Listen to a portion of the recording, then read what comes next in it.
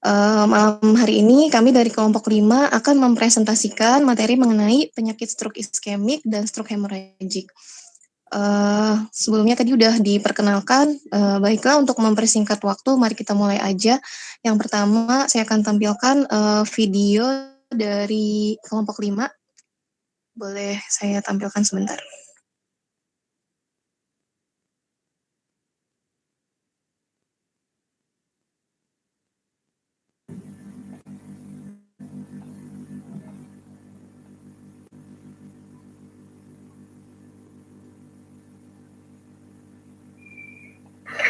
Assalamualaikum warahmatullahi wabarakatuh. Halo semuanya, pernahkah mendengar istilah stroke iskemik atau stroke hemorrhagic? Lalu, apa sih stroke itu? Di kesempatan kali ini, kami akan menjelaskan apa itu stroke. Berdasarkan penyebabnya, stroke dibagi menjadi dua. Yang pertama, dikarenakan pembuluh darah yang membawa darah serta oksigen ke otak mengalami penyempitan. Stroke ini disebut stroke iskemik. Lalu yang kedua, dikarenakan pecahnya pembuluh darah otak sehingga menyebabkan perdarahan. Stroke ini disebut stroke hemorrhagic. Dengan adanya sumbatan atau perdarahan tersebut, maka akan menyebabkan sel-sel otak akan mati. Sehingga bagian tubuh yang diatur oleh bagian sel otak yang mati akan mengalami gangguan. Yang pertama kita akan membahas mengenai apa sih stroke iskemik itu dan bagaimana patofisiologinya. Stroke iskemik itu disebabkan oleh adanya hipertensi dan bisa juga disebabkan oleh diabetes mellitus. Kemudian adanya penyakit lain seperti penumpukan kolesterol dan juga infeksi jantung dan merokok. Adapun ischemic stroke itu sendiri dibagi menjadi dua besar, yaitu stroke emboli dan juga stroke trombotik. Apa bedanya stroke emboli dan juga stroke trombotik? Kalau stroke emboli itu dia disebabkan karena embolik yang pada umumnya berasal dari jantung, dan sedangkan bedanya stroke trombotik itu disebabkan trombosis pada arteri karotik interna secara langsung masuk ke arteri cerebri medianya. Patofisiologinya dan bagaimana patofisiologi antara stroke emboli dan juga stroke trombotik. Dan sekarang kita akan ke stroke emboli terlebih dahulu. Itu ditandai dengan adanya pembekuan darahnya atau valve atau embolusnya itu biasanya terjadi di jantung dan pembuluh darah arteri besar embolus yang terbentuk di jantung dan pembuluh darah arteri besar itu tadi akan menyebabkan pembuluh darah terhambat dan juga menyempit sehingga aliran darah dan oksigen yang mengalir ke otak itu berkurang sehingga menyebabkan adanya iskemia yang diisikan, yaitu adalah kondisi yang terjadi karena sel di otak itu terjadi kekurangan oksigen atau O2 sehingga menyebabkan sel mati secara progresif. Lalu bedanya apa dengan stroke trombotik?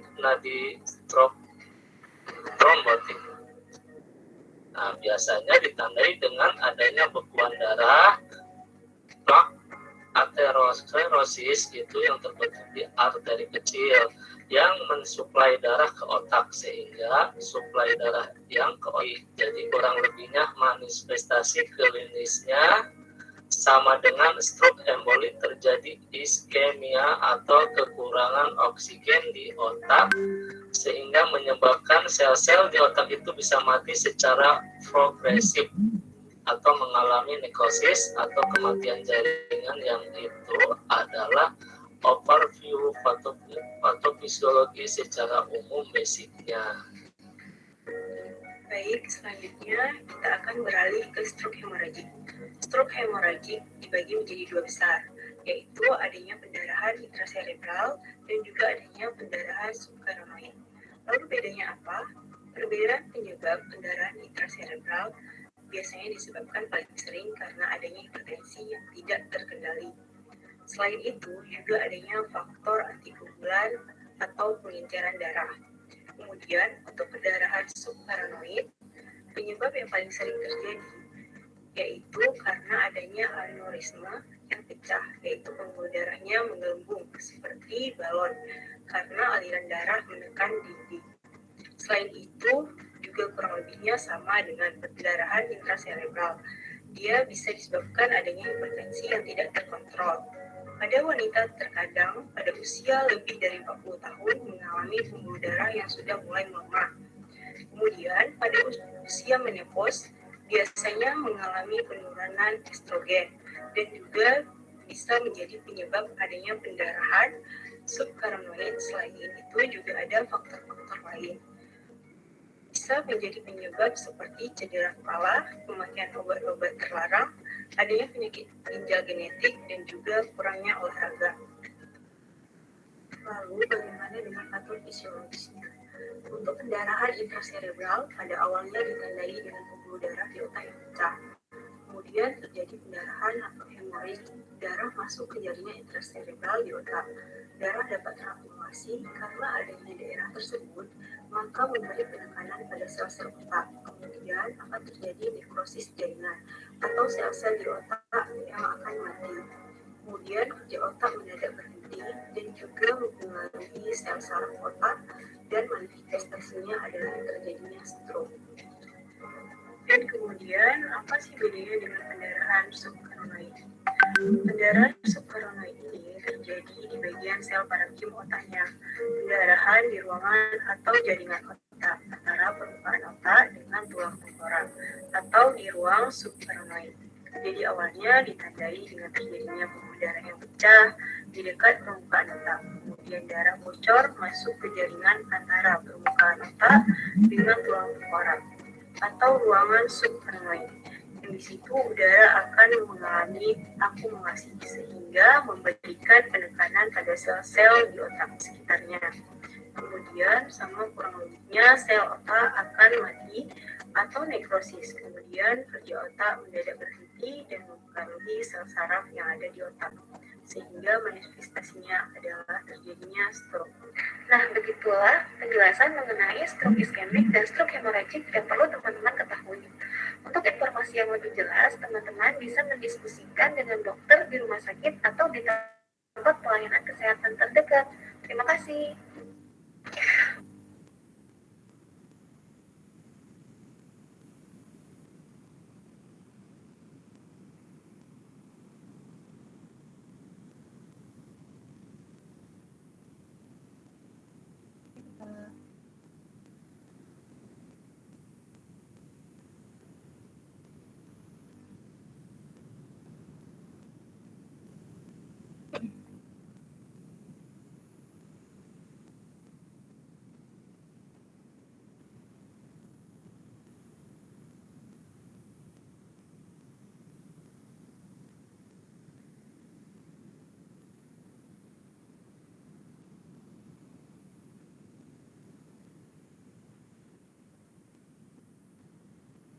Baiklah, kita lanjutkan saja untuk presentasinya.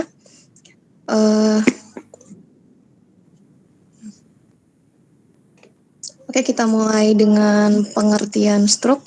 Jadi stroke adalah penyakit cerebrovaskular atau pembuluh darah otak yang ditandai dengan gangguan fungsi otak karena adanya kerusakan atau kematian jaringan otak akibat berkurang atau tersumbatnya aliran darah dan oksigen ke otak. Aliran darah ke otak dapat berkurang karena pembuluh darah otak mengalami penyempitan, penyumbatan, atau perdarahan karena pecahnya pembuluh darah tersebut. Selanjutnya di sini kita bisa lihat untuk stroke iskemik, di situ terlihat sumbatan pada pembuluh darah yang menyebabkan kematian pada bagian otak yang tidak teraliri darah dan O2. Kemudian contoh gambar yang selanjutnya ini adalah gambar stroke hemorrhagic yang terjadi adalah pembuluh darah di sini pecah sehingga mengakibatkan kerusakan pada sel otak dan mengakibatkan fungsi otak akan terganggu. Baiklah, untuk selanjutnya akan diteruskan oleh Mas Fahru Rozi.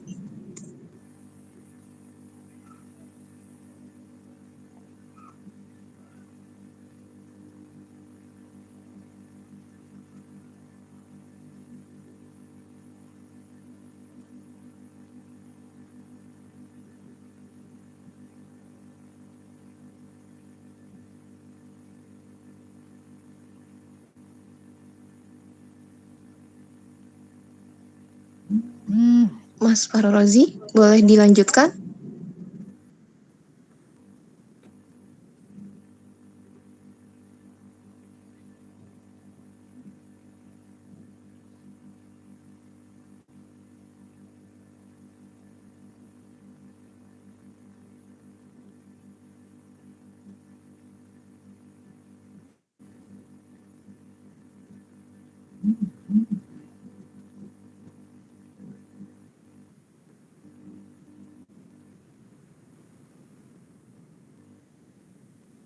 Atau boleh dibantu dengan Mbak Faza?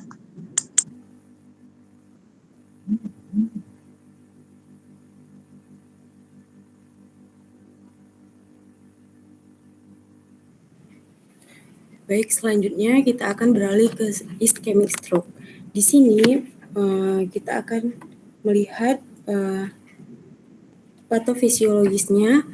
Di stroke emboli terjadi bekuan darah atau plak atau embolus, biasanya terjadi di jantung dan pembuluh darah atau pada arteri besar. Selanjutnya pembuluh darah terhambat atau menjepit dan aliran darah dan O2 di otak terjadi berkurang. Selanjutnya terjadi iskemia dan terjadi sel-sel di otak mati secara progresif. Untuk stroke trombotik sendiri, bekuan darahnya atau plak biasanya terjadi di arteri kecil yang mensuplai darah ke otak. Lalu pembuluh darah terhambat atau menyempit, aliran darah dan O2 di otak berkurang dan terjadi iskemia dan sel-sel di otak mati secara progresif.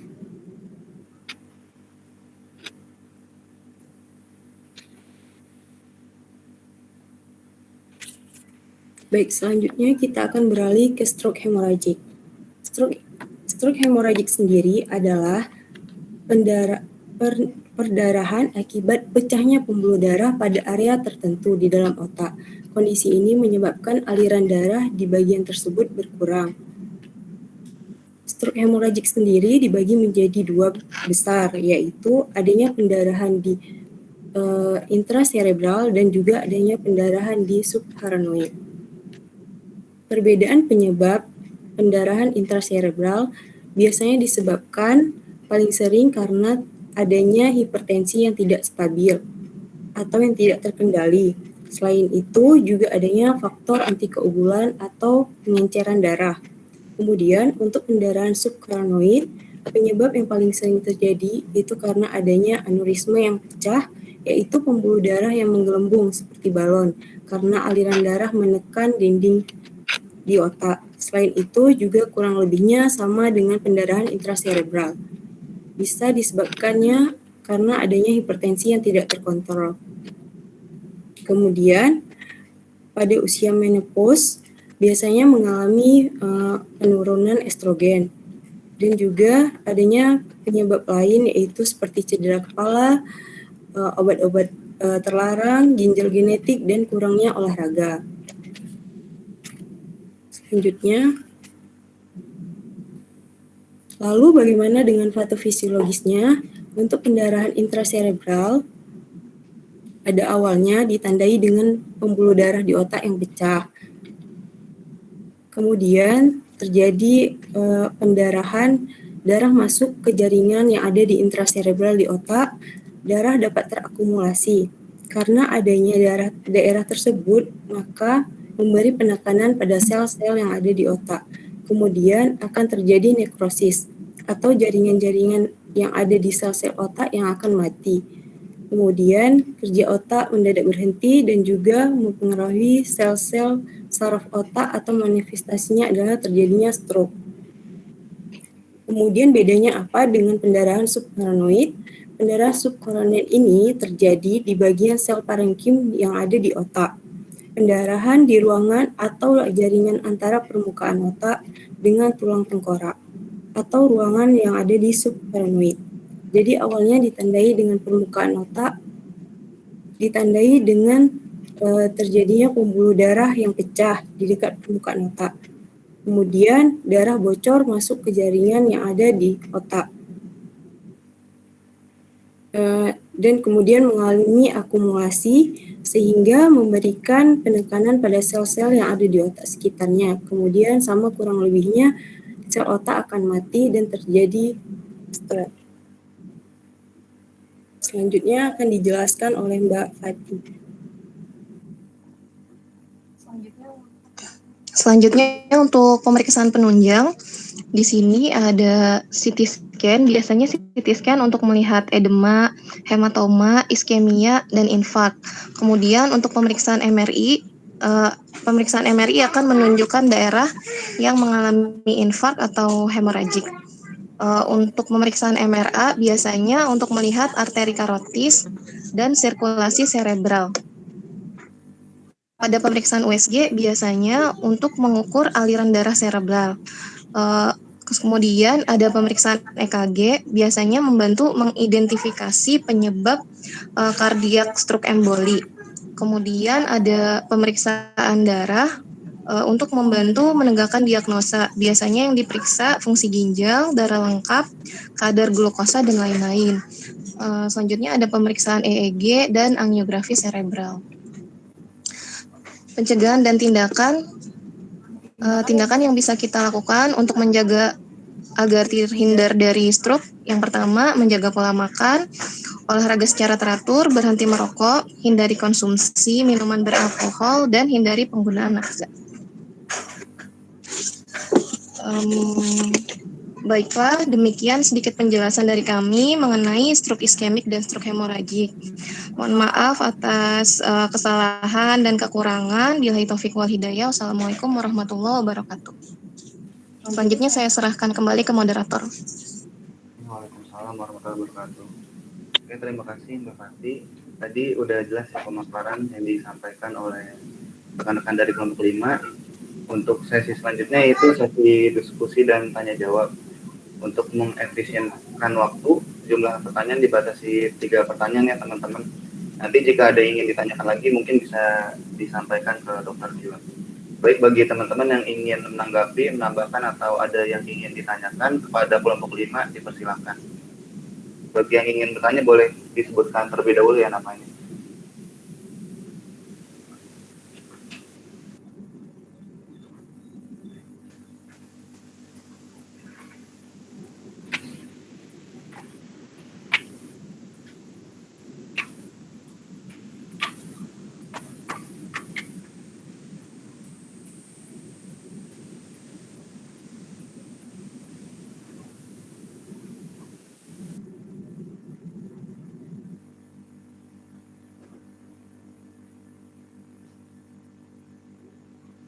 Permisi, mau tanya. Ya, Mas Kurniawan. Silakan. Ya, saya Kurniawan. Saya mau nanya, sering kita dengar juga orang bilang stroke ringan ya, stroke ringan katanya. Nah, sedangkan stroke ringan itu sendiri sebenarnya bagaimana sih? Saya juga kurang paham tentang stroke ringan ini. Ya, itu aja pertanyaan dari saya.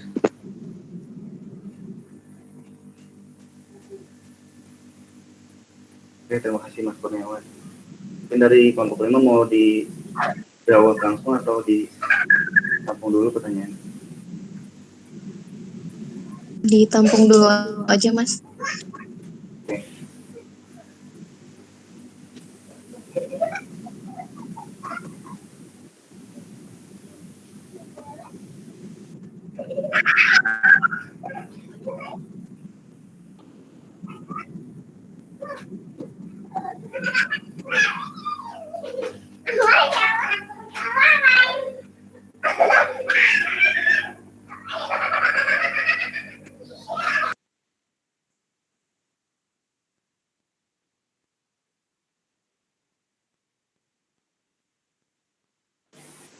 Iya. Iya, kedengeran. Maaf ya, Mas Kiki. Kedengeran kok. Iya.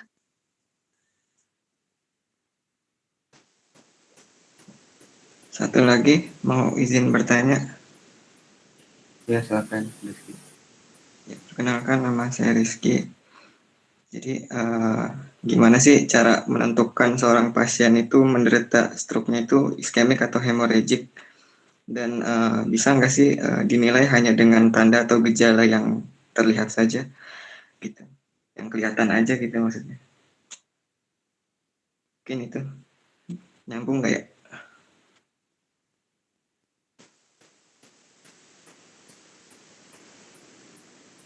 Oke, terima kasih Rizky pertanyaannya.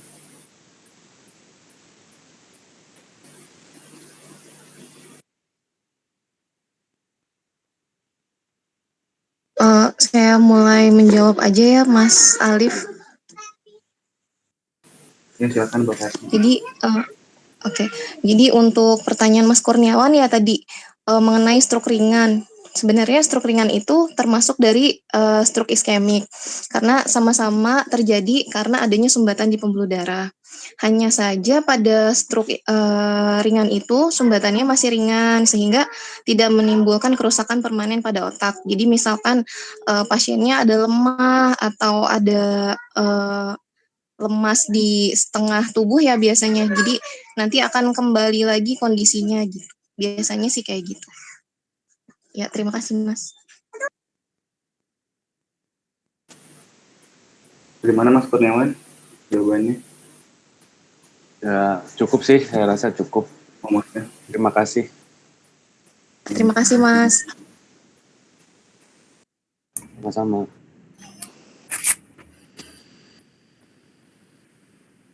Selanjutnya untuk pertanyaan Mas Rizky, saya lanjut aja ya Mbak Faza biar sekalian. Jadi untuk menilai pasien itu stroke-nya apa, biasanya dokternya dari awal masuk IGD. Ini sepengetahuan saya ya karena pernah ngobrol sama dokter dan perawat IGD. Jadi biasanya pasien datang dengan kondisi lemah, terus pusing, ada parese juga, terus misal ada mual juga. Biasanya dokternya sudah menilai, oh ini adalah pasien iskemik karena kalau pasien hemoragik biasanya si pasien itu sudah ada pusing ya, sakit kepala hebat, terus ada apalagi ada mual muntah, terus ada kejang sama penurunan kesadaran yang cepat, dia berarti dinilai sebagai pasien stroke hemoragik. Nah, untuk selanjutnya biasanya dokter akan melakukan tindakan CT scan. Biasanya kalau untuk pasien stroke iskemik untuk mengetahui apakah itu ada perdarahan atau enggak. Karena dari CT scan itu akan diketahui volume darah, volume perdarahan kayak gitu atau letaknya nanti untuk menentukan lagi apakah pasien tersebut perlu dioperasi atau enggak kayak gitu. Terus biasanya untuk melihat pasien iskemik baru untuk pemeriksaan CT scan hasilnya terlihat normal. Cuma pada iskemik lama biasanya terlihat ada infark yang bisa kita lihat tuh di CT scan gambarnya hitam gitu ya. Nah, untuk iskemik baru biasanya dokter-dokter tuh lihatnya di MRI sequence-nya yang DWI. Biasanya si gambaran otaknya tuh ada gambar putih agak menyala. Nah, nanti akan dibandingkan dengan dibandingkan dengan pasangannya DWI ada namanya ADC. Jadi dari situ nanti dokter juga akan menilai kayak gitu. Gimana Mas Rizky? Ya, makasih Kak Fatih. Iya, oke. Makasih.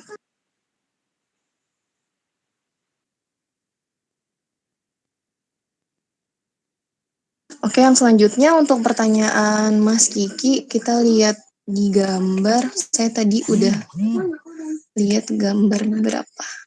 Sebentar. Gimana ya? Nah, ini contoh dari yang tadi saya bilang untuk iskemik yang baru biasanya CT scan-nya terlihat normal. Namun pada saat kita periksa dengan menggunakan MRI di sequence DWI nanti dia akan ada menyala kayak gini. Biasanya dokter sih yang menilai. Saya cuma suka denger aja dokter ngomong, oh ini iskemik baru, biasanya dokter ngomongnya kayak gitu. Terus ada lagi Sebentar. Ada lagi. Mana lagi ya? Ini apa nih? Nah, kalau yang ini sebentar. Nah, ini untuk CT scan untuk hemoragik biasanya di CT scan terlihat kayak gini ya, kita sering lihat dia perdarahan gitu kalau pasien dari IGD. Nah, nanti pada saat di MRI kita bisa lihat yang ini sequence T1 ya kalau nggak salah. T1, ini T2, yang ini gradien echo, yang mana kita tahu gradien echo itu kan untuk menilai perdarahan gitu. Oke, gitu aja. Kayak gitu Mas Kiki. Ya, kurang lebihnya mohon maaf ya. Terima kasih.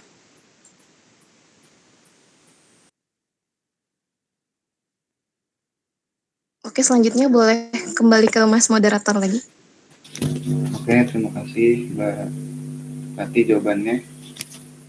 Baik, untuk sesi tanya jawab saya tutup ya teman-teman. Kemudian untuk sesi selanjutnya, sesi tambahan yang akan disampaikan oleh panelis, ini Dr. Dion. Pada Dr. Dion dipersilakan. Ya, terima kasih. Assalamualaikum warahmatullahi wabarakatuh. Terima kasih atas Waalaikumsalam. pemaparan ini. Nah, jawabnya diskusinya ya. Ini kasus yang sangat general sekali ya, umum yang sering ditemukan ya kan, terutama pada pasien-pasien yang sito malam-malam ya kan gitu loh, atau subuh-subuh yang butuh CT scan segera ya kan buat melihat isi kepalanya ada apa. Walaupun secara klinis kadang kita udah bisa menduga ya kan kira-kira mau ke arah mana nih, dan dengan si red score stroke juga kita bisa menduga, tapi tetap gold standarnya adalah dari CT scan ya kan gitu. Karena bisa jadi gambarannya iskemik, gambarannya hemoragik, atau gambarannya normal sama sekali gitu.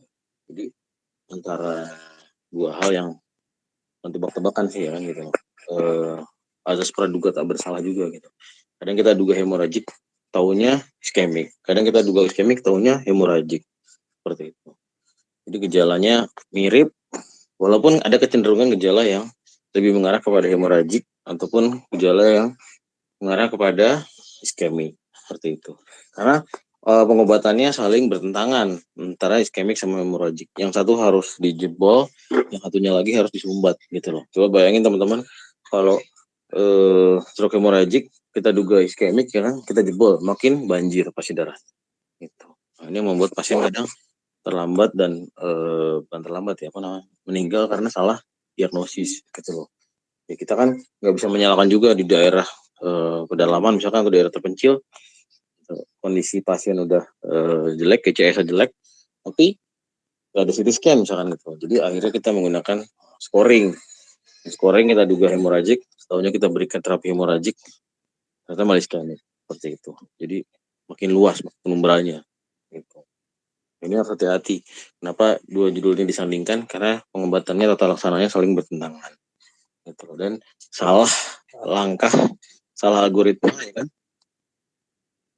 maka yang terjadi adalah malah kematian di pasiennya itu sendiri gitu.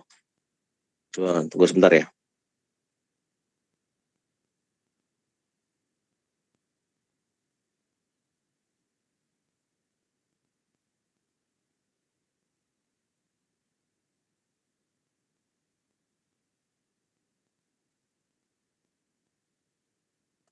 Tunggu sebentar ya, sebentar. Oke dok.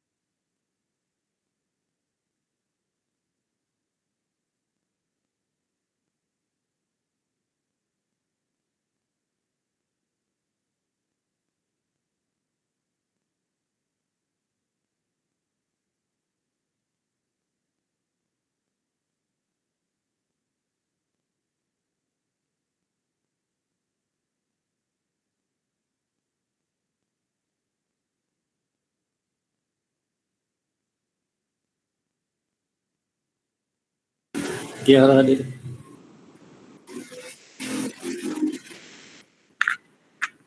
Iya betul.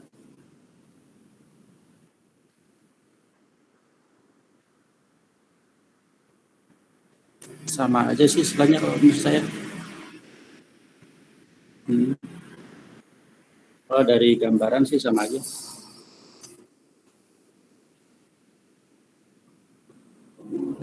Infak lama ya, berarti dia udah lama kejadiannya.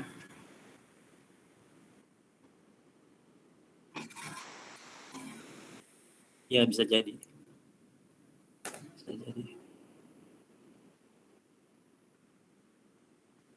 Ada.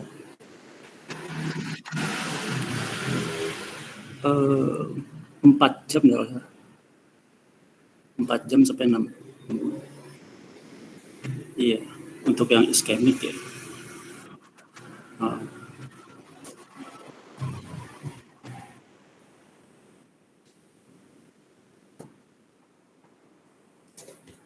Brainwash nggak ada.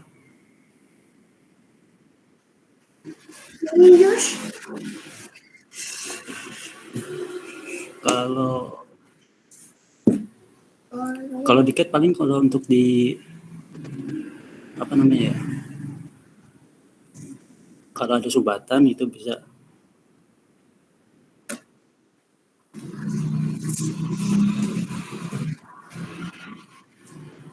Kayak pakai heparin gitu sih. Mungkin istilah brainwash itu mungkin hampir sama kayak tindakannya mungkin ya.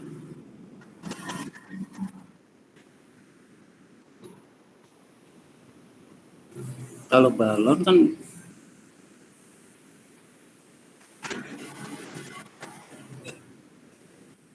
saya jarang ikut CAT soalnya. Iya. Siapa namanya? Oh iya. Oh iya. Ada. Baru Alia? Belum. Iya.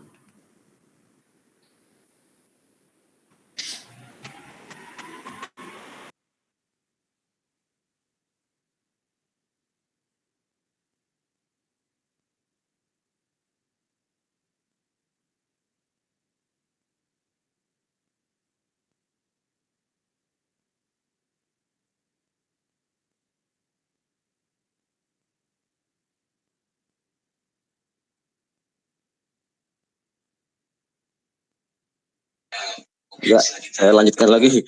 Maaf, hampir rapat juga saya. Ya, jadi kurang lebih stroke seperti itu. Terus ketika datang dengan kondisi gejala stroke tadi, ya kan?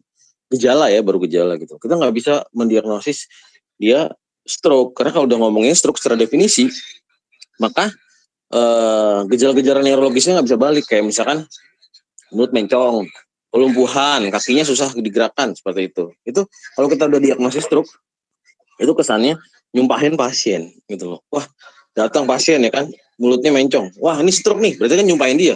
Berarti secara definisi dia nggak bisa balik lagi gitu loh.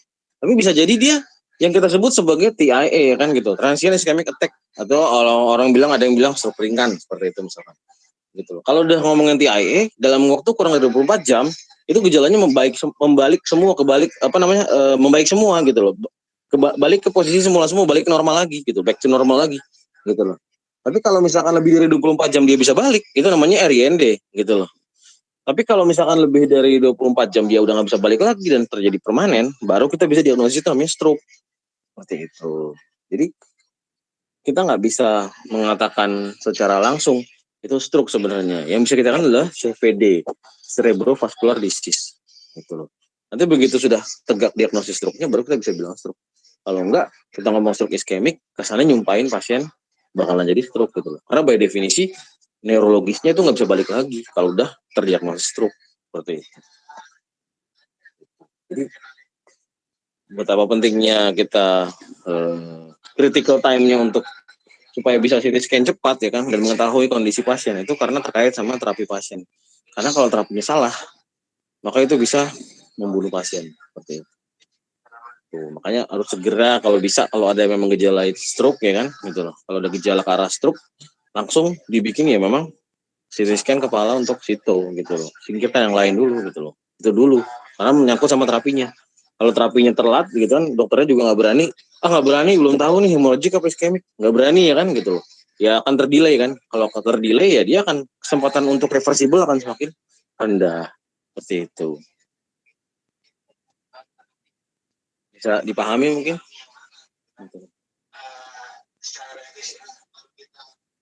Ada yang masih bingung atau ada yang ingin bertanya mungkin?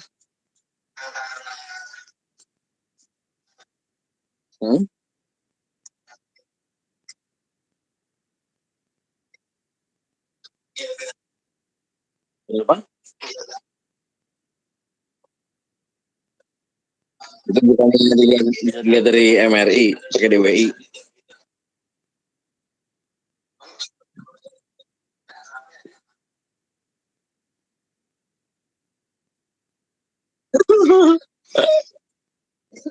Perfusinya udah nggak ada sama sekali kalau infak lama.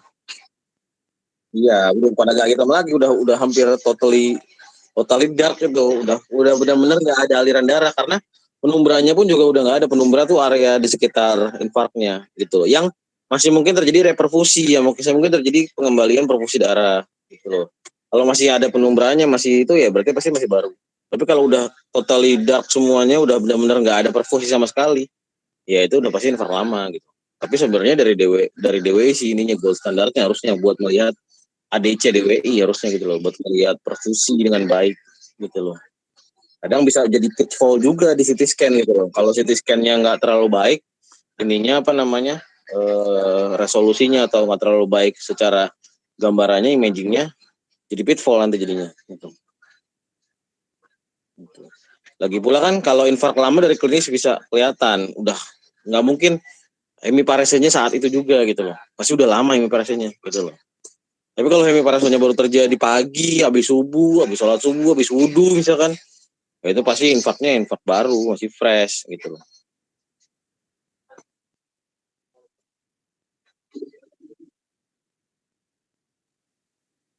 Apanya? Oh iya, itu kan menandakan perfusinya udah nggak ada ya kan, seperti itu.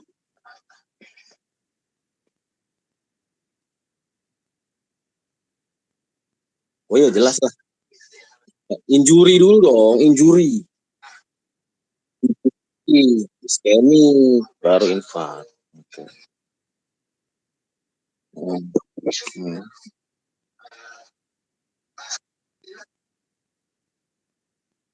Kebalik dong. Apa ini dulu, iskemik dulu. Iskemik kan kekurangan aliran kan, kurang oksigen kan. Terus injury baru habis kurang oksigen dia rusak dulu injury, ya kan? Injury bisa adaptasi, balik lagi reversible. Tapi kalau injury nggak bisa adaptasi, malu mati infak. Ya. Iya. Iya.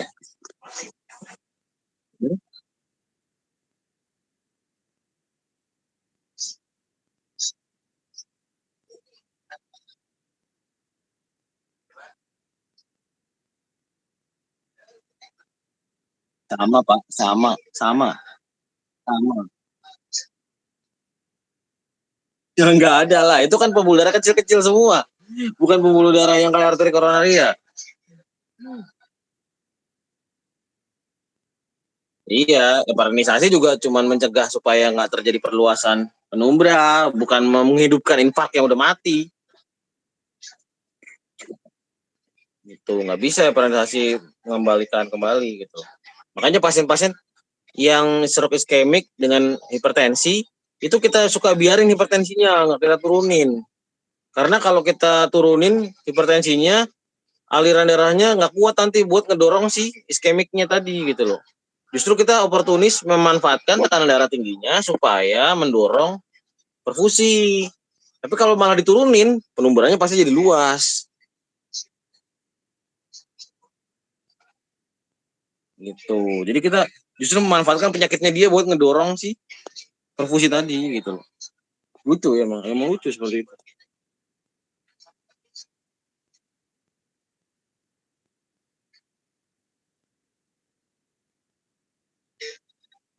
Nyilang Pak, nyilang. Anatomisnya ada dekusasio namanya, ada persilangan.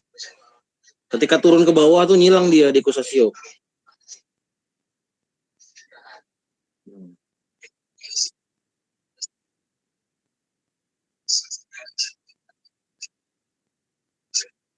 Hmm.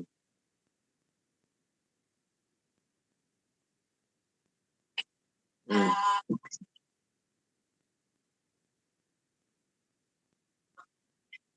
Terapinya terapi apa? Terapi apa? Terapi apa? Nah, enggak, bukan Pak. Terapi yang paling baik adalah obat stroke. Yang paling utama tuh bukan obat-obatan injeksi, bukan obat-obatan minum, tetapi fisioterapi itu yang paling utama. Melatih. Jadi orang stroke itu sama aja ibaratnya dia jadi kayak anak bayi lagi, nggak bisa bergerak lagi. Sama kayak anak bayi berjalan, ya kan gitu loh. Tujuannya apa? Mengintegrasikan dan menstimuluskan neurotransmitter tersebut. Karena sudah ada yang rusak, maka bagian yang masih sehat harus mengambil atau take over, mengambil alih si sel-sel yang udah mati tadi gitu loh. Jadi kok habis lemah bisa ini lagi ya, bisa bergerak lagi ya, bisa seolah mau pulih lagi ya. Apakah sel-sel sarafnya hidup lagi? Bukan. Sel-sel lainnya men-take over dengan integrasi si neurotransmitter tadi gitu loh. Jadi ketika kita belajar itu kita nggak menambah sel saraf sama sekali, tapi yang kita tambah adalah interkoneksi antara sel saraf gitu loh. Yang tadinya interkoneksinya satu sel saraf cuman ke 2 saraf, ini bisa ke 10 saraf. Jadinya bisa punya jalur alternatif lain gitu loh, untuk supaya sih iya mirip seperti itu. Supaya si kimiawi itu bisa saling lompat satu sama lain gitu loh. Gitu. Makanya pengobatan utama stroke itu adalah fisioterapi, melatih wajib, karena kita menganggapnya orang stroke itu adalah sama seperti anak bayi baru lahir lagi, nggak bisa jalan, nggak bisa bergerak, nggak bisa bicara, gitu loh. Lalu kalau anak bayi supaya bisa bicara, bergerak, berjalan, berlari, dia apa? Dilatih, gitu. Orang yang stroke iskemik lemah tangan sebelah kiri nih, dirawat di rumah sakit, ya.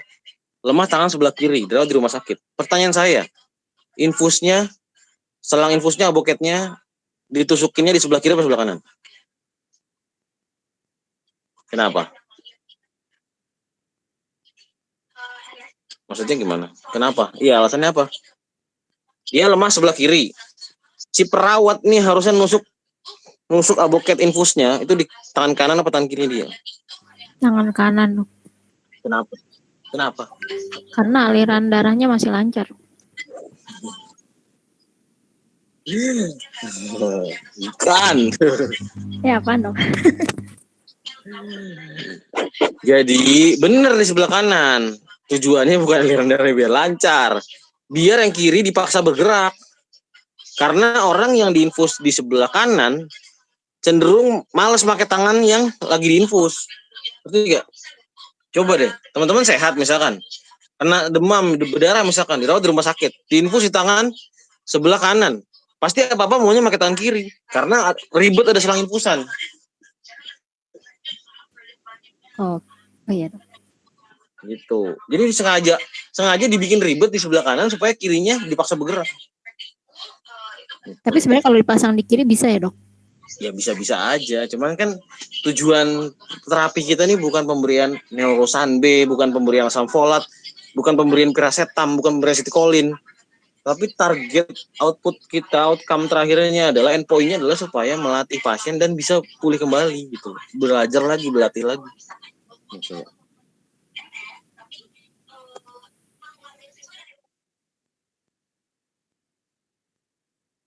Nah, adalah iya, cuma harus digerak-gerakin aja supaya aliran darahnya kecepatannya cepat gitu, jadi normal.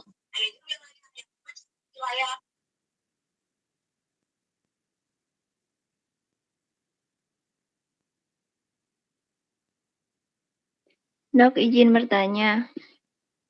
Iya. Kalau infak lakunar itu sama atau berbeda, Dok? Kemudian jika infak lakunar. Kenapa infak lakunar? Itu sama kayak iskemik atau bukan, dokter? Terus kemudian jika pasiennya itu tiba-tiba ngeblank gitu, dia nggak bisa berpikir, nggak bisa apa gitu selama 1 jam gitu tuh termasuk ada hubungannya nggak sih dok sama hasil MRI-nya itu infak lakunar gitu dok? Nah, sekarang saya tanya dulu nih, infak lakunar itu impact-nya apa? Saya belum searching dok. Coba searching sekarang, infak lakunar itu impact-nya apa?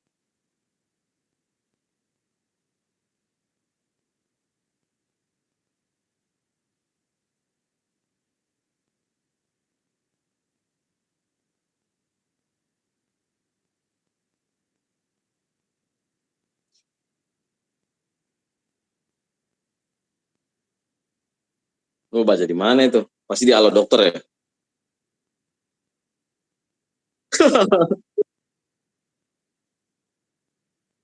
Aduh, ampun dah.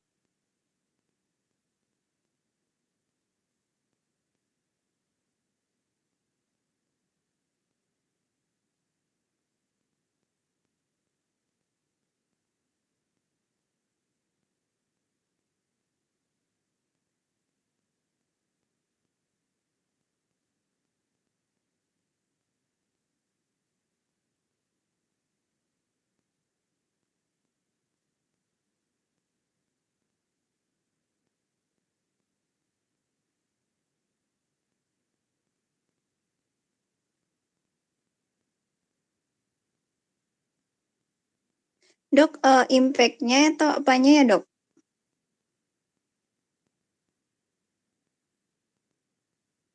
Area di otak itu punya mappingnya masing-masing. Ada area Brodmann, ada yang apa namanya? Bukan area Brodmann, ada sensorik Wernicke, ada motorik Broca, ya kan? Ada area 16, 13, 14, ada nucleus lentiformis, kemudian ada globus pallidus dan sebagainya.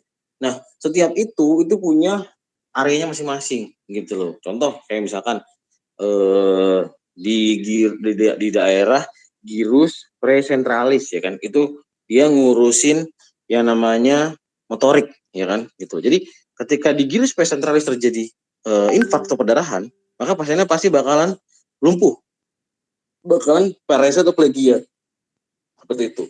Terus misalkan terjadi infak misalkan di daerah motorik Broca gitu, maka yang terjadi adalah pasien bisa memahami bahasa apa yang kita ucapkan, tapi dia tidak bisa mengungkapkan kembali, membahasakan kembali, berbicara kembali, membalas kembali, tapi dia mengerti apa yang kita maksudkan. Gitu loh. Itu kalau yang terkena di daerah Broca. Sekarang pertanyaan saya, gitu loh. Kalau di daerah yang tadi disebutkan, infark di lakunar, impact-nya ke pasiennya apa? Nah, pertanyaan saya. Nah, kita belajar untuk mencoba untuk beranalisis ya, membaca.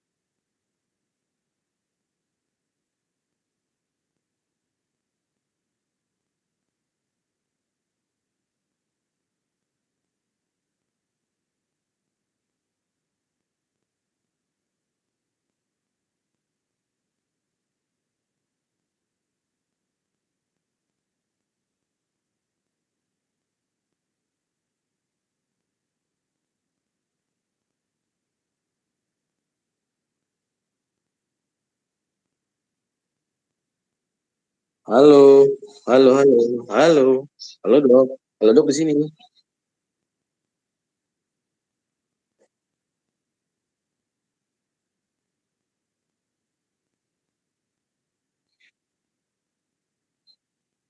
Iya, lantas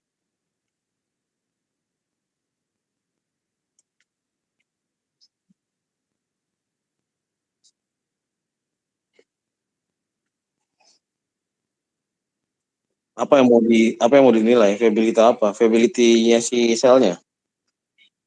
Lu lagi praktek ya, Bang Rizky? Oke. Tuh kan, nitip sana, nitip sini. Ini mau ngekos gua ini, bukan titipan nih, gua ketahuan. Ini mau lepas dulu.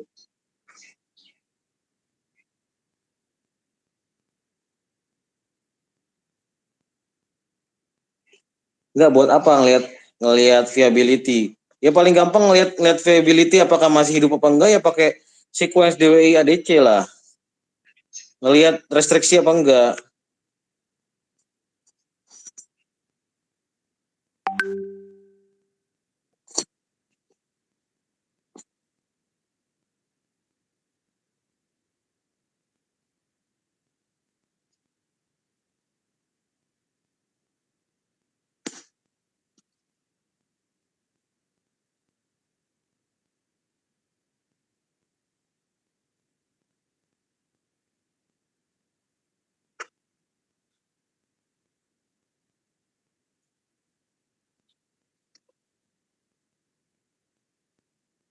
Apa sih?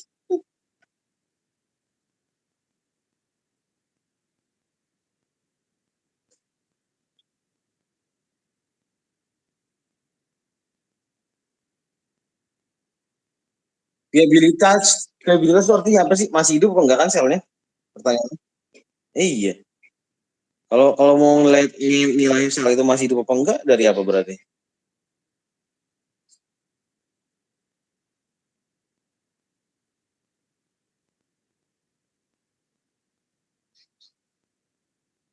Udah ada infak apa enggak ya kan?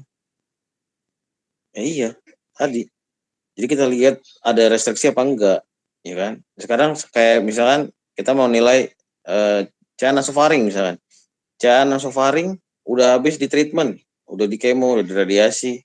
Terus kita mau lihat masih viable nggak nasofaringnya? Masih hidup nggak CA-nya? Gimana caranya? Pakai sekuen apa? Selain dari PET CT ya.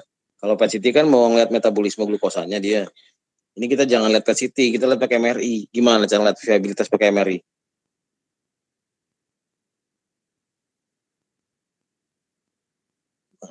Gimana? Pakai sekuen apa? Ngeliat viabilitas sel di nasofaring. Itu tumor masih hidup apa enggak gitu. Karena kita nggak bisa lihat metabolisme glukosanya ya kan.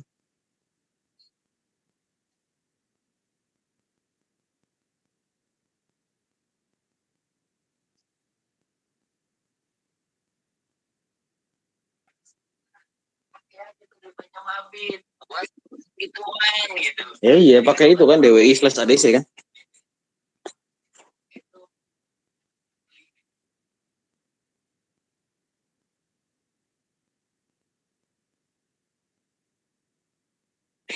Iya nggak apa-apa. Saya bukan spesialis saraf juga kok, tenang aja. Jadi kalau salah, jadi kalau salah ya nggak apa-apa. Iya, sama-sama belajar. Cuma setahu saya, kalau saya mau melihat viabilitas sebuah sel, ya saya pakai itu sequence DWI-ADC. Tapi kalau teman-teman punya sumber modalitas lain, ya silakan berbagi ya. Saya cuma punya 2 modalitas itu untuk melihat metabolisme glukosanya dengan PET CT ya kan gitu loh. Atau untuk melihat restriksinya tadi pakai ADC DWI. Mungkin kalau ada sequence lain yang bisa melihat kehidupan sel, silakan di-share.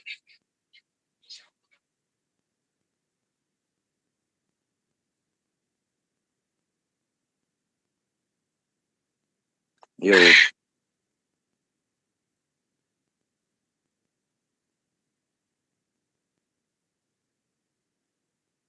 Dok, mau nanya dok. Enggak. Ini mah masalah saya nih dok. Dok, tadi kan disebutkan dok ya, penyebab dari stroke juga kan karena kolesterol dok ya. Tinggi dok.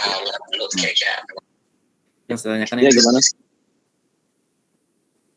Iya kan tadi kan disebutkan dok ya, untuk penyebab dari stroke kan dari kolesterol gitu dok ya. Ya, terus? Nah, yang saya tanya dok, saya ini makanan yang berkolesterol sedikit aja kok cepet naik itu kenapa dok ya?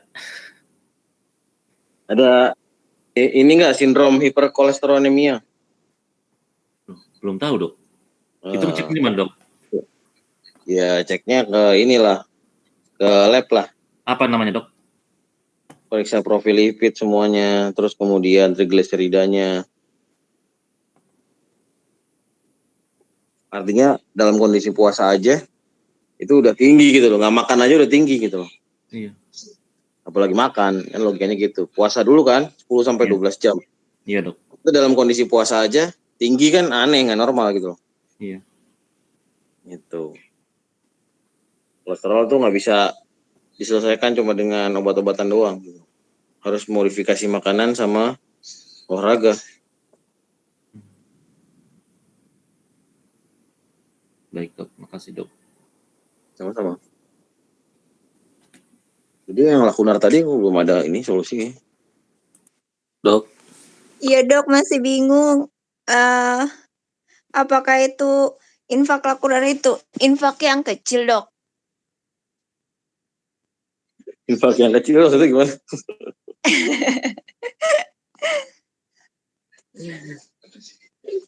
Intinya itu kan ada bagian korteks, ada medula, ada bagian yang paling dalamnya gitu loh. Nah kalau kena arteri yang mengarah ke core-nya dari si otaknya gitu loh. Nah itu apa namanya yang kita sebut sebagai infak lakunar gitu. Jadi ketika otak itu mau bekerja dari korteks, medula, semua itu harus terintegrasi ke tengah. Jadi kayak difilter gitu ke tengah, diintegrasikan, dimodulasi, baru dikirim ke seluruh tubuh kita gitu. Nah kalau sampai terjadi infralakunar, ya maka gangguan apa namanya modulasi tadi gitu. Oh iya dokter, itu kira-kira bisa di fisioterapi kah atau nggak bisa diperbaiki ya dok? Apanya? Ya tergantung ininya gejalanya seperti apa gitu loh. Kalau gejalanya penurunan kesadaran, ya sadarkan dulu pasiennya. Kondisi terapi kan caranya. Dokter. Kan seringkali kalau kena yang deep arteri kan arteri dalam kan pasiennya penurunan kesadaran. Enggak sih apalagi dok, dia kena cuma kenanya ke area brainstem gitu-gitu misalkan. Oh gitu dok. Ya makanya gejalanya apa dulu gitu ya kan. Itu dok, dia gejalanya awalnya sih dia pernah sampai vertigo terus masuk IGD kan dok habis itu. Nah vertigo berat habis itu dia dulunya itu enggak dulu sih udah sering beberapa kali dia ngeblank ketika waktu ngajar nih dia nggak ngerti mau ngomong apa sejam gitu dok. Terus habis itu di MRI lah Pak, nah itu infak lakunar. Terus udah sembuh sih sekarang, terus kemarin kamu lagi kayak gitu lagi gitu. Iya itu Kata dokter sarafnya sih nggak diobatin, nggak dia gitu. Iya itu udah vertigo bukan perifer, vertigo sentral itu. Gitu. Nah, vertigo ada dua kan, ada perifer ada sentral. Ya kalau kenanya ke lakunar berarti vertigo sentral biasanya. Oh gitu dokter. Vertigo sentral tuh yang di terjadi kematiannya itu di pusat, bukan di area vestibulokoklear gitu loh. Kalau di area vestibulokoklear di nervus 8 ya kan. Nervus 8 kan auditori ya kan gitu loh. Vestibulokoklear dan auditori. Kalau kenanya di nervusnya 8 atau di pusat si vertigonya di bukan di nervusnya. Tetapi di ininya di kanalis semisirkularisnya di saluran setengah lingkarannya. Nah itu baru vertigo perifer. Tapi kalau di pusatnya di otaknya maka vertigo sentral gitu. Oh ya dok, sekalian tanya dok, apakah itu kalau vertigo itu bisa nurun nggak sih dok? Sebenarnya kok satu keluargaku kayak gitu semua ya? Nah, vertigo nggak genetik juga sih sebenarnya. Cuman mungkin vertigo itu kan karena posisi sebenarnya gitu loh. Posisi yang perifer ya, saya nggak ngomonginnya sentral ya. Iya, Gitu siap dok. Posisi batu di kanalis kiri ada batu sensor yang membuat kita tahu keseimbangan, apakah kita lagi nunduk, apakah kita lagi berjalan, apakah kita lagi berputar. Nah itu ada sensornya namanya di telinga bagian dalam. Itu namanya saluran setengah lingkaran. Nah kalau batunya itu melenceng, nggak pada posisi yang normal ya kan. Nah itu maka menyebabkan kita jadi seolah-olah tidak bisa memahami sensasi kita ini sedang berdiri, duduk, apa sedang menengok kanan, menengok kiri. Makanya kesannya goyang seperti itu. Oh, dokter. Terima Tapi kasih banyak, dok. nggak genetik. Ya, siap. Terima kasih banyak, dokter.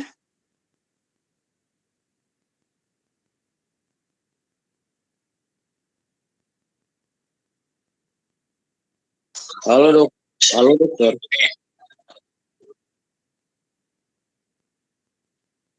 Halo Bokis loh, satu lagi.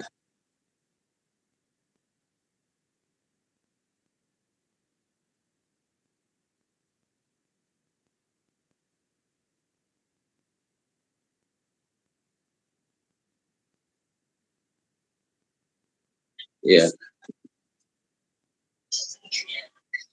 Iya. Hmm.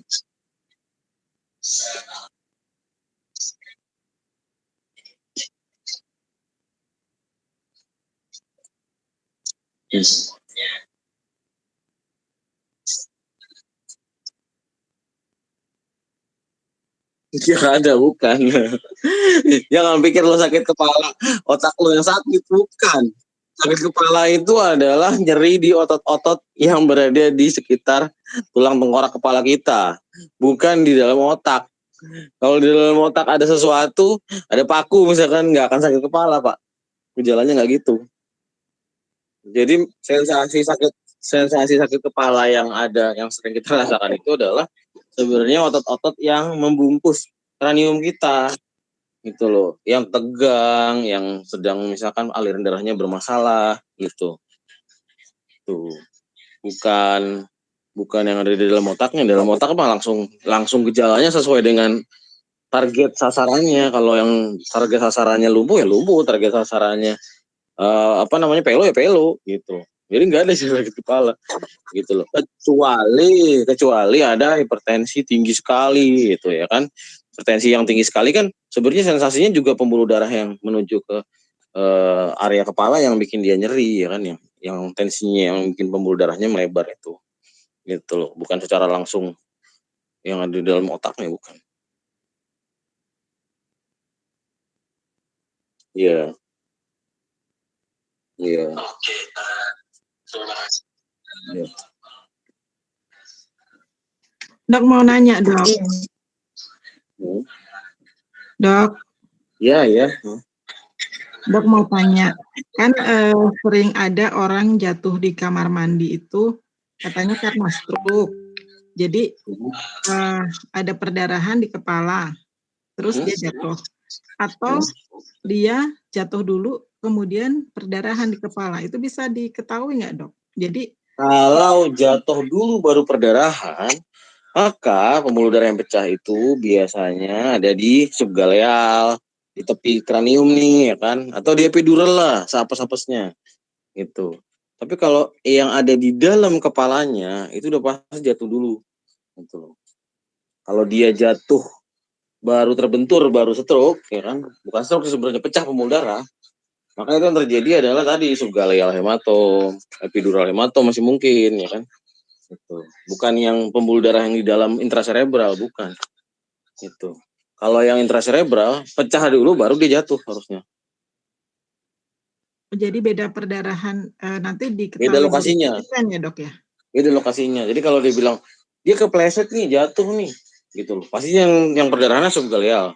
Gitu. Kalau enggak ya bisa juga epidural, gitu loh. Cuman ya jarang sekali ya, itu benar-benar kalau cederanya counter cup ya. Kayak misalkan kena bola baseball gitu ya kan, atau kena bola kasti dari jarak yang sangat jauh, terbentur di bagian frontal, yang pecah di bagian oksipital, ya kan. Ya apa namanya, cedera counter cup kan namanya, gitu loh. Kayak misalkan kita mau ngancurin dasar dari teh botol, ya kan, kita tekan sekencang mungkin tutup botolnya, yang pecah bawahnya, bukan tutup botolnya kan. Nah, itu namanya cedera counter cup. Bisa aja dia jatuh, terbentur keras, yang dibentur frontal, yang pecah pembuluh darah di oksipital, terjadi epidural mungkin, gitu. Tapi kalau sampai perdarahan intracerebral, ya dia memang basicnya memang stroke hemorragik. Ya, Dok. Makasih, Dok. Yuk. Dok, izin bertanya, Dok. Ya. Iya, jadi tadi kan disebutkan ya, Dok, menopause itu salah satu penyebabnya juga. Terus yang mau saya tanyain, apakah setiap perempuan yang sudah menopause itu akan terserang macam-macam penyakit gitu dok? Terus apa sih yang bisa dilakukan biar pada saat menopause tuh ya udah jadinya sehat aja gitu? Kasih dok. Sebenarnya tergantung, namanya menopause kan kaget karena disturbance dari hormonalnya kan, gitu. Yang tadinya estrogennya normal, tiba-tiba estrogennya menurun. Yang tadinya progesteronnya normal, tiba-tiba progesteronnya kadarnya menurun, sehingga metabolisme lemaknya juga terganggu. Seperti itu. Jadi basicnya itu adalah sebenarnya gara-gara hormonal tadi ya kan gitu. Hormonal tadi pasca menopause gitu loh. Sebenarnya kalau dia punya simpanan lemak yang cukup, lemaknya itu masih menghasilkan estrogen sama progesteron gitu loh. Jadi kalau mau mencegah sebenarnya mudah, lakukan pola hidup sehat gitu loh. Sama ya kita asupan kacang-kacang kedelai ya kan yang tinggi isoflavon sama tinggi fitoestrogen gitu. Jadi untuk menstabilkan atau menyeimbangkan fase transisi yang tadinya ada estrogen penuh, estrogen puncak, tiba-tiba estrogennya menurun gitu. Selama dia nggak ada darah tinggi, nggak ada diabetes, nggak ada sakit yang aneh-aneh, sebenarnya ya menopause sih harusnya biasa-biasa aja gitu. Apalagi aktivitas tubuhnya cukup aktif seperti itu. Tapi kalau kaum rebahan ya agak sulit gitu.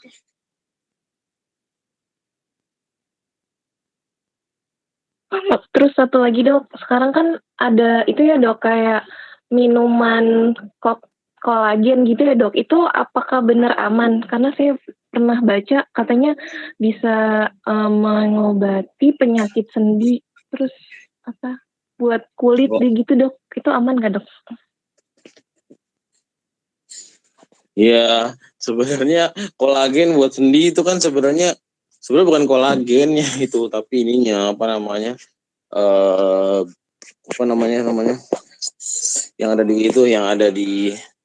yang ada di glukosamin, bukan kolagen ya kan. Kalau di sendi kan glukosamin sebenarnya yang kita butuhkan gitu. Kalau kolagen itu hanya membuat supaya elastisitas kulitnya baik seperti itu. Bisanya di klinik-klinik kecantikan dia digabung sama vitamin C 1000 mg gitu lewat injeksi gitu. Sebenarnya prinsipnya kalau dia sekali lagi tadi ya, dia menjaga pola hidup sehat, olahraga teratur, istirahat cukup, makan tinggi serat, kan hubungan tinggi vitamin, itu nggak perlu injeksi kolagen segala macam, nggak perlu seperti itu. Itu kan injeksi-injeksi seperti itu karena gaya hidup kita yang udah mulai bergeser ke arah yang lebih buruk. Makanya kita butuh suplementasi dari luar gitu loh. Kalau mau menjaga anti aging segala macam ya kan, ya sebenarnya kalau kita aktivitasnya tinggi, tiap hari olahraga minimal 40 menit sampai 1 jam, endorfinnya ada terus, oksitosinnya ada terus, semua hormon-hormon kebahagiaan ada terus, ya nggak perlu sebenarnya suplementasi anti aging gitu loh. Itu kan karena kita banyak tekanan di kantor ya kan, pulang udah stres, lama di jalan, ngirup timbal segala macam. Nah, karena pola seperti itu yang kita membutuhkan suplemen gitu loh, terlihat degeneratif lebih cepat gitu loh. Nah supaya mencegah degeneratifnya lebih cepat, makanya dihalau sama suplemen tadi gitu loh. Ya sebenarnya nggak perlu kalau menurut saya seperti itu. Kalau kita memang ya pola hidupnya udah enjoy gitu loh. Itu kan prinsip yang kita bawakan waktu kita belajar kuliah penyakit degeneratif kemarin sebenarnya, tentang teori wear and tear ya kan, teori clock ya kan, yang membuat kenapa sih orang lebih tua gitu kan. Kan kolagen tujuannya supaya apa sih? Supaya kelihatan lebih muda. Kan inti seperti itu kan. Gitu.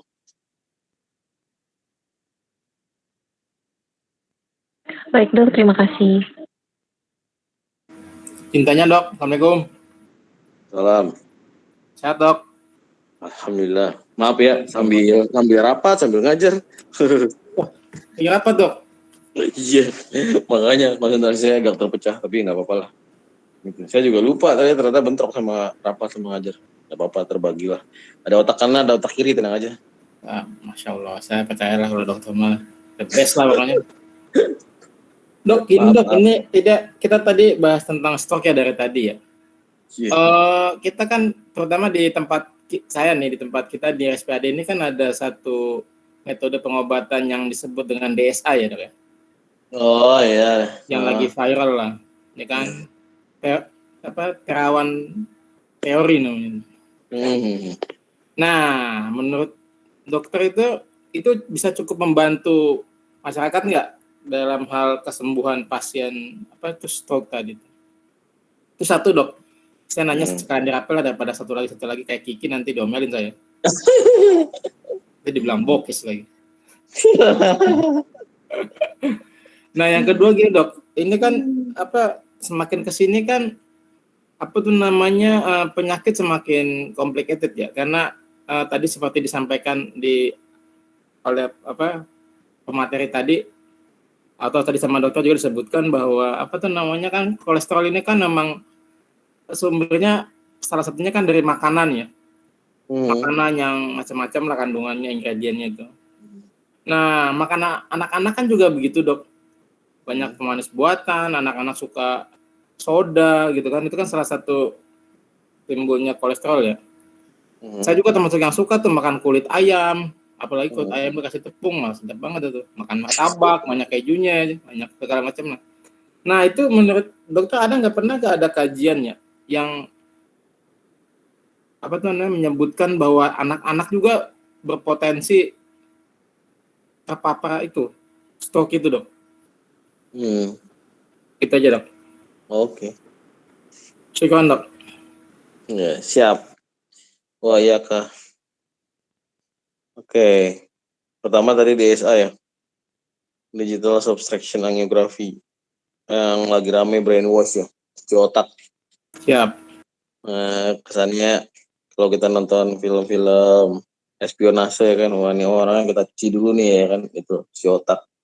Biar melupakan segala sesuatu yang ada, kan istilahnya seperti itu. Jadi yang paradigma yang menyebar di masyarakat ketika ada kata brainwash, mereka udah pasang barikade dulu ya kan, dikirain cuci otak ya kan gitu. Padahal maksudnya cuci otak itu membersihkan dari sumbatan-sumbatan seperti itu ya kan.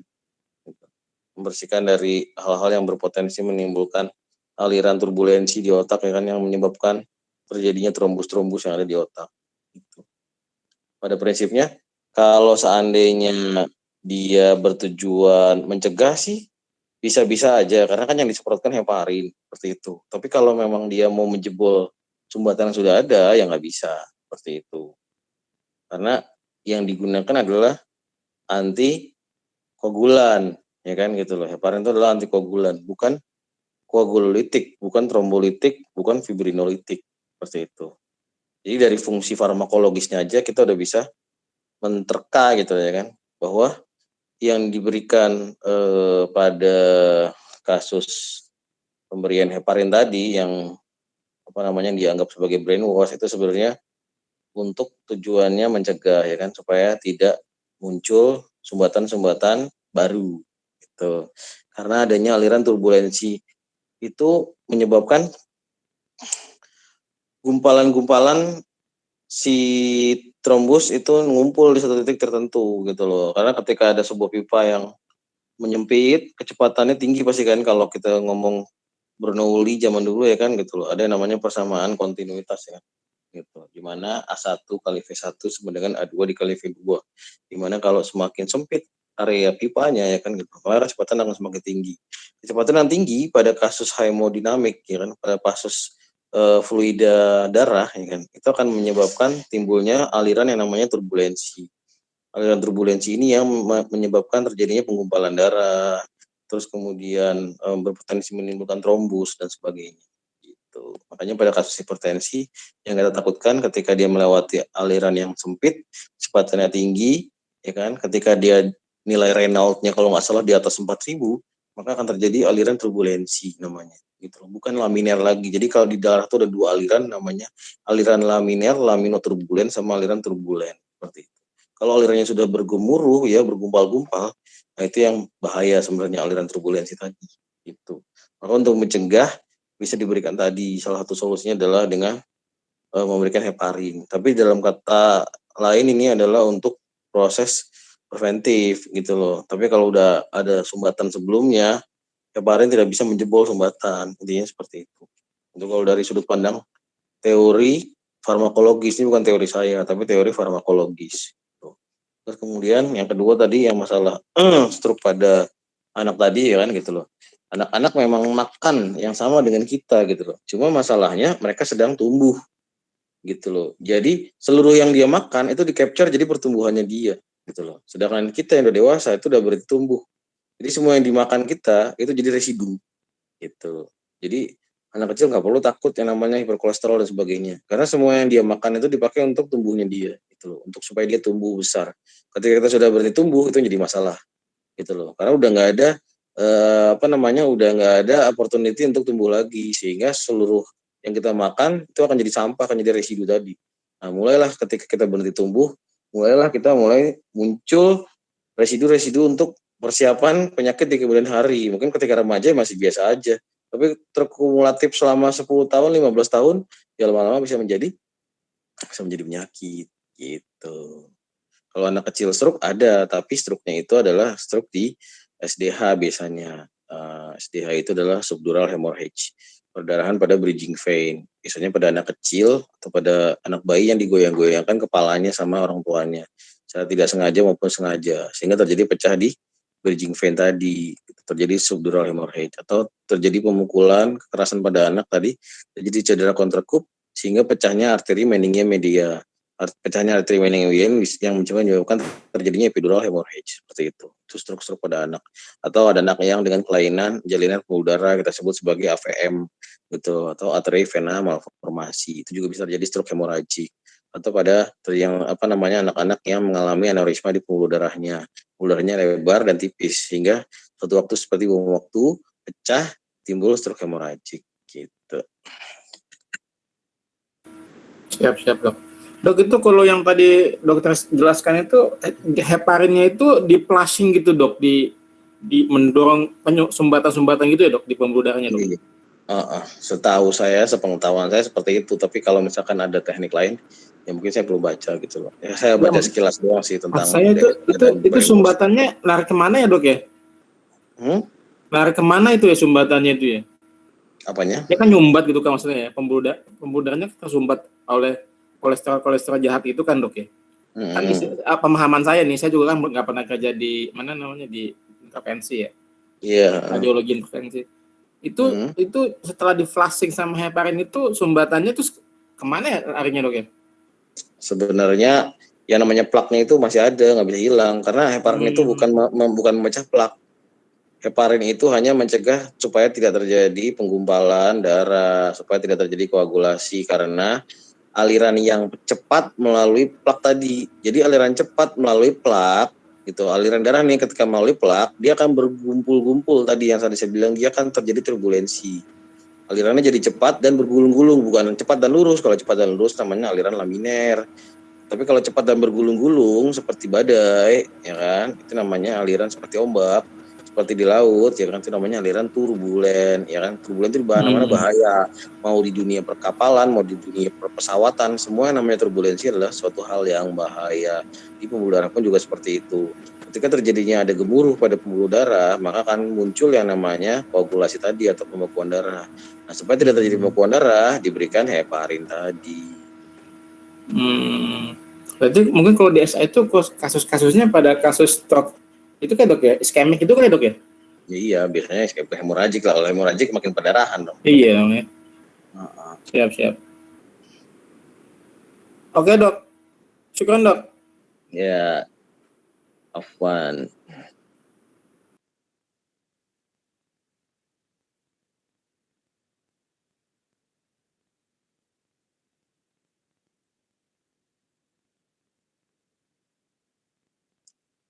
Udah nih Bapak moderator, udah gak ada pertanyaan kayaknya. Disclaimer juga ya, saya bukan dokter spesialis saraf, jadi kalau jawabannya yang salah-salah ya wajar-wajarin aja ya kan. Untung orang saya udah disclaimer duluan dok. Iya, saya lupa disclaimer, sorry. Saya disclaimer juga deh untuk besok. Besok materinya apa ya? Lupa saya. Jumat dok. Iya, Jumat apa ya materinya? Osteoartritis dok. Artritis ya, saya bukan ahli reumatologi, bukan penyakit dalam, ahli reumatologi. Mohon maaf kalau salah-salah ya. Disclaimer dari sekarang.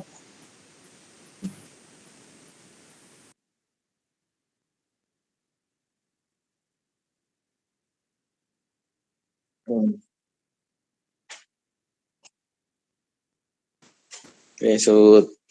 Saya juga screenshot ya. Nggak bisa, saya lupa. Kan dimatiin kamera saya. Nggak bisa. Nggak bisa nih, saya screenshot ya. Nih, saya kirim ke WA nih. Apa yang terjadi ketika saya ngeklik kamera?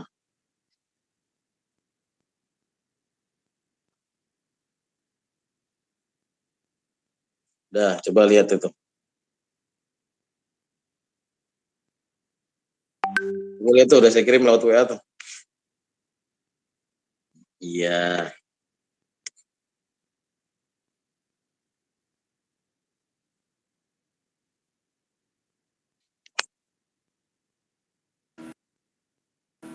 Daripada bobok lu kayak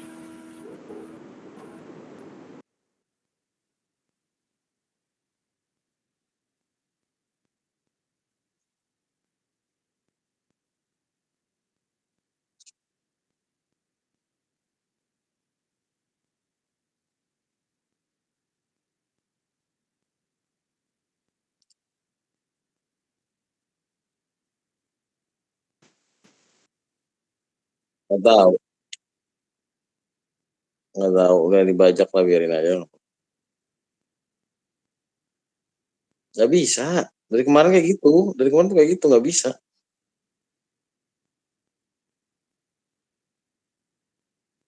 Saya nggak punya wajah sih. Kosong. Tetapan kosong. wajahnya wajah tua Jia.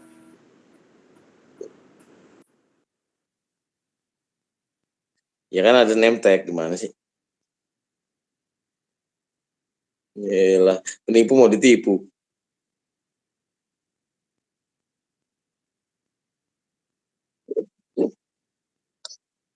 Moderator mana moderator? Dari tua Bobo ya moderator. Siap, Dok. Oh iya, kirain Bobo. Bercanda gua. Ya udah nggak apa-apa moderator. Bapak moderator ditutup aja, udah jam 11. Oke, terima kasih Dr. Gion dan teman-teman dari kelompok 5. Saya pribadi mohon maaf jika ada kekurangan. Mari kita tutup acara webinar pada malam hari ini dengan bacaan hamdalah. Alhamdulillah. Alhamdulillah. Terima kasih. Assalamualaikum warahmatullahi wabarakatuh. Waalaikumsalam warahmatullahi wabarakatuh. Waalaikumsalam warahmatullahi wabarakatuh. Terima kasih dokter. Terima kasih ilmunya ya. Terima kasih ilmunya. Assalamualaikum.